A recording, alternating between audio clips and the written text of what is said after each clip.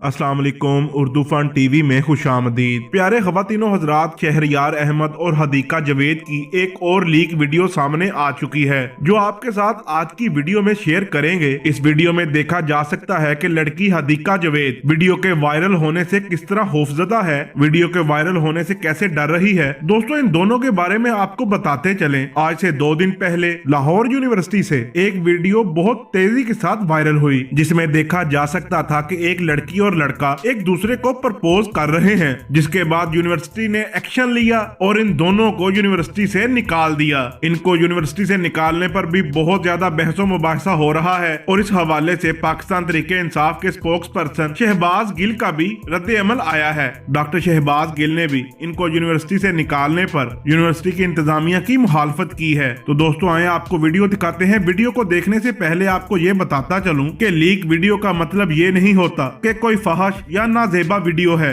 बल्कि leak video का मतलब ये होता है कि आपकी बगैर इजाजत के कोई आपकी वीडियो बनाए और उसको आपकी इजाजत के बिना सोशल मीडिया पर अपलोड कर दे। आइए आपको आप वीडियो दिखाते हैं।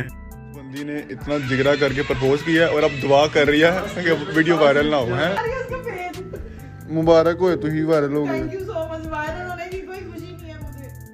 दोस्तों, आप लोग इस वीडियो के बारे में क्या कहते हैं कमेंट्स में जरूर बताइएगा। मिलते हैं अगली वीडियो में, तब तक के लिए अल्लाह हाफिज।